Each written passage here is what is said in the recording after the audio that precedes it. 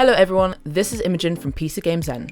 Only a short time ago, I was a student. A little known fact about students is that they don't have a lot of cash to spend on games they want to play, which is why today I'll be sharing with you some of the very best free MMOs you can get your hands on in 2020. Thanks to me, you can spend the money you save on beans and unnecessary phone contract upgrades. You're welcome. Let's kick off with Star Trek Online, space, the final frontier and all that jazz. Star Trek Online gives you the opportunity to revisit and reinvent the events from the famed TV show. You can choose to represent the Federation, the Klingons, the Romulans and more in your own adventures around the universe. If you're a fan of any of the TV series, there's something in this MMO for you. Characters and storylines from Discovery and Picard have recently been added, like everyone's favourite mycelial network genius Paul Stamets. So there's nothing more to say than, may the Force be with you. That's the right saying, right? Right? Blade and Soul is a Korean martial art fantasy MMO, and really, that should be enough to get you interested.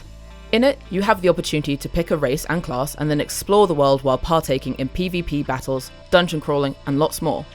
Its art style and fighting mechanics aren't available anywhere else in such a fun way, so if this looks like it'll kick all the right boxes for you, give it a go. Alright, okay. Think of a world, right? And now, fill it with tanks. And I think you've got a pretty good idea of what MMO World of Tanks is like. No? Need more details? Well, okay. How about hundreds upon hundreds of tanks to choose from, fast gameplay, and a multitude of environments you can roll out onto?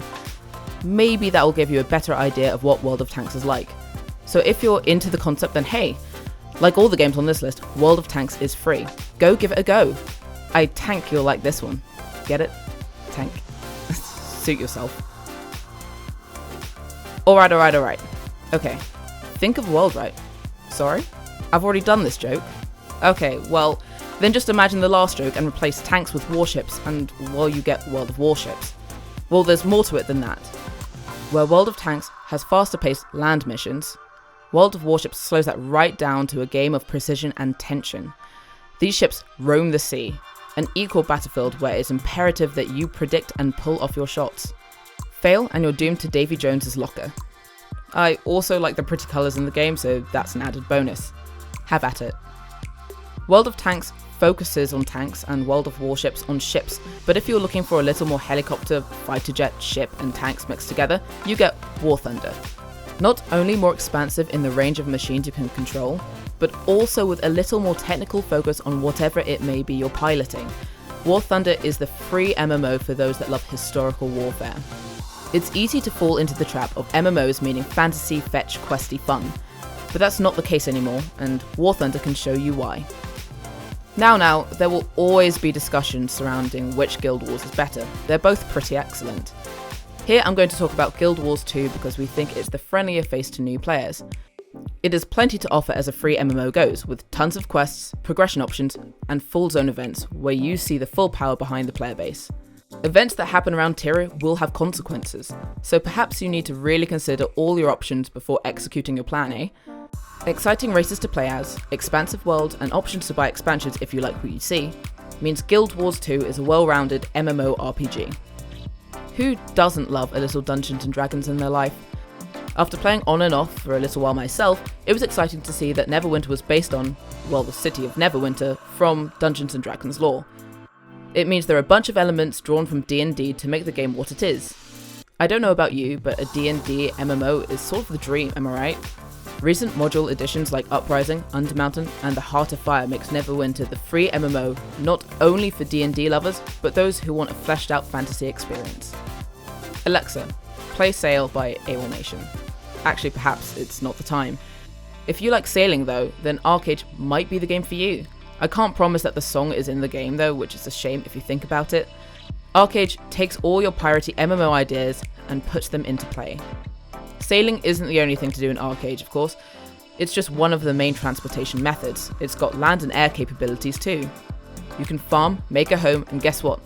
There is an actual player-run judicial court in the game, so perhaps you can pretend to be Phoenix Wright for a day. If you want to try the game for free, then you can.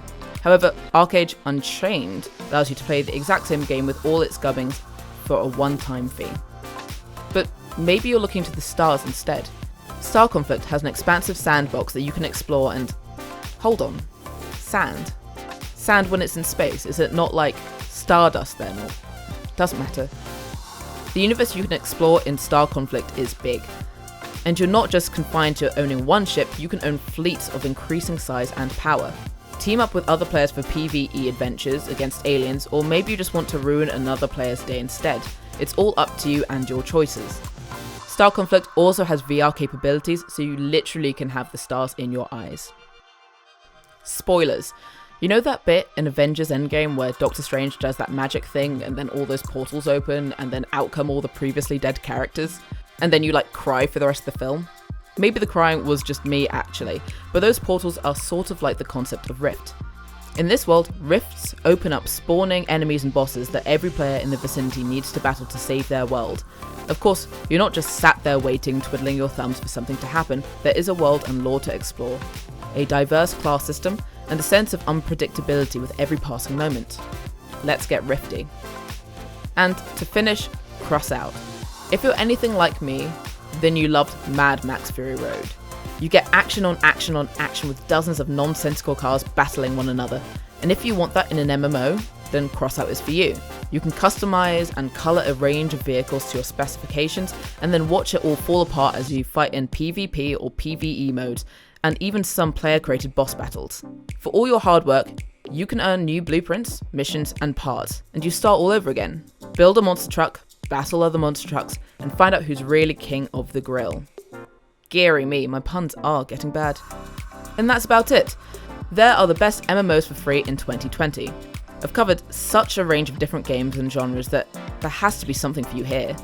And as always guys, we make a bunch of gaming content here at PCGamesN, so give us a like or subscribe for more. See you next time.